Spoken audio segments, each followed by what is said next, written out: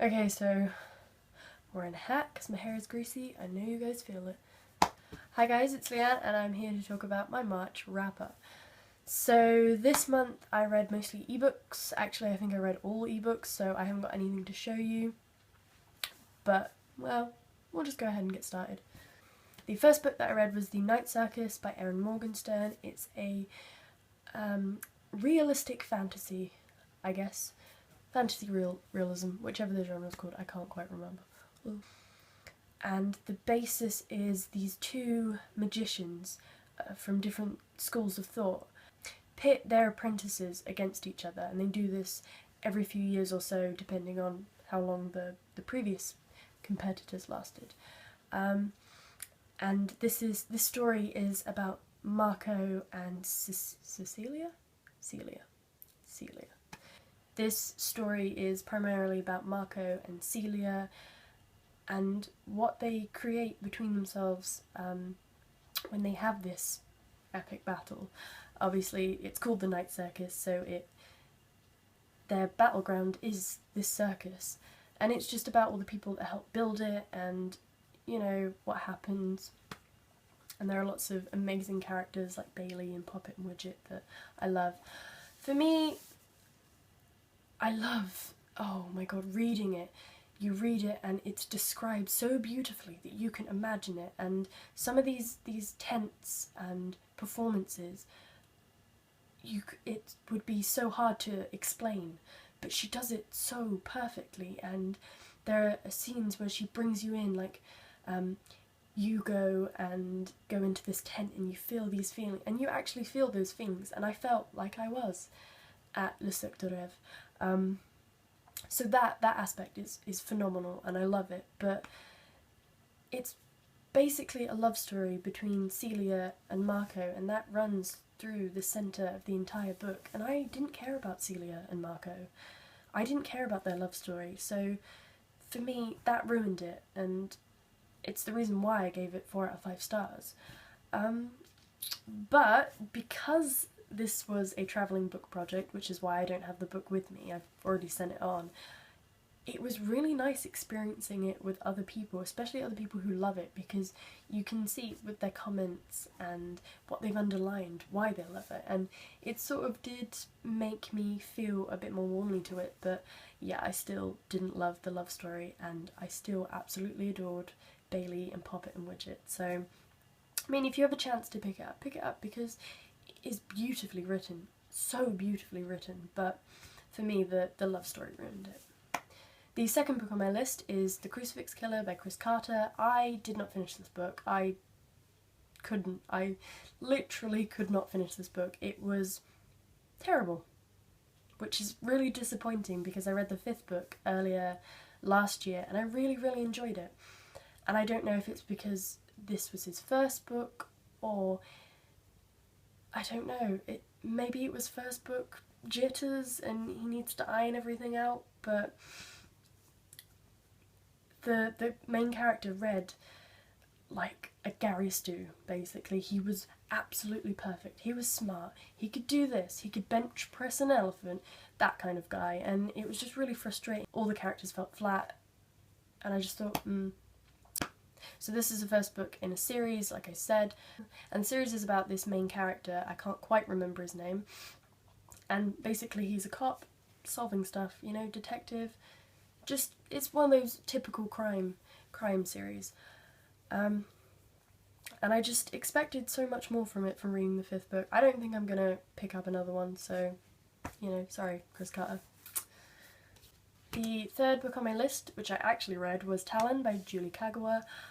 This is a fantasy book, a young adult fantasy book, and it is about dragons, which, that's what hooked me, and I was like, dragons? Sign me up! I haven't read many books about dragons, and which is a shame really, because I love dragons. My mum loves dragons. So Talon is about 2 twins, and they get sent to this, well, first off, they belong to a society of dragons, and dragons can shapeshift into humans to more easily blend into society. They've got a big enemy called the Knights of St. George, and obviously you know, St. George slayed a dragon, so, you know, these Knights of St. George think dragons are terrible and must be eradicated from the earth. So these two twins, Ember and Dante, they are sent off to do some training and to learn to blend in with the humans, and it's basically about Ember's last summer, because after this she's going off and she's doing whatever Talon says she has to do, her assigned job. So she's just enjoying being human and, you know, having fun, and I just really enjoyed that. It was such an easy read, so much fun and happy, and it was so good. And then it just went so bad. For starters, they introduced a love triangle. Hello, kitten. For starters, they introduced a love triangle, and I don't like love triangles. Sometimes they can be executed properly, maybe, I don't know, unless it's polyamory. Come on, let's have a bit more of that. But no, they introduced this love triangle, and at the end of the book, both of the males were getting really possessive and jealous, and I didn't like that. That was not nice for me, and in the end I just thought, actually I'm not enjoying reading this. I did. It was nice, it was fun, but this ending is just ruined. And that cliffhanger,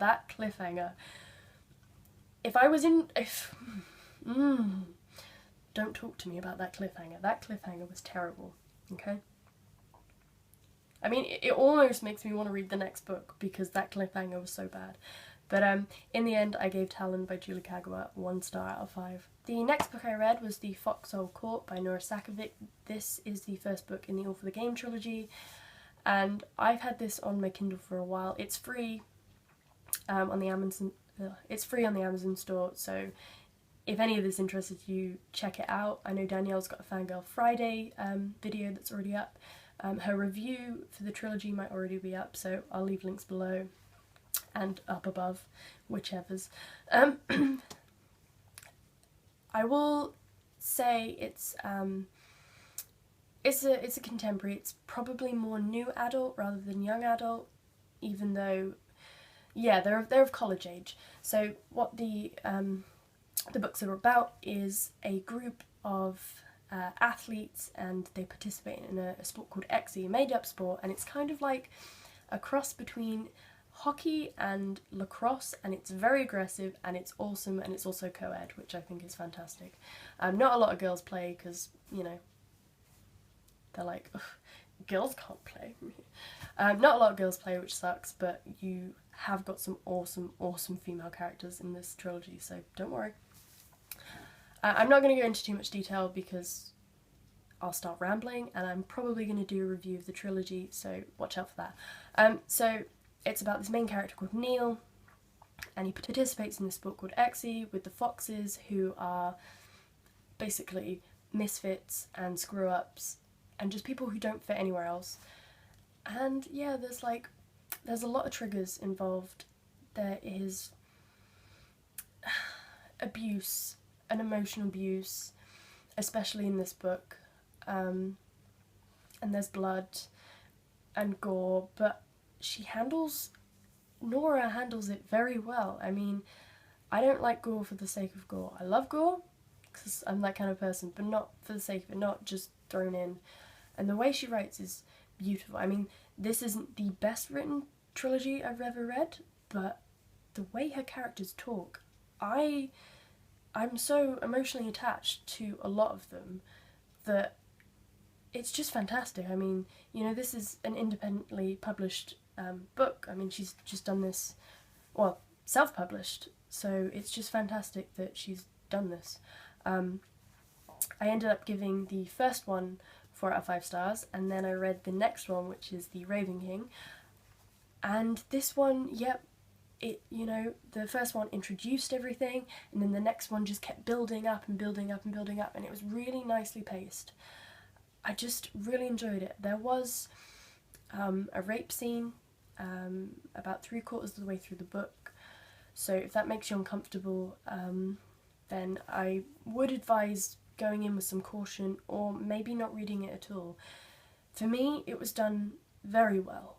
It wasn't glorified, that's not the right word.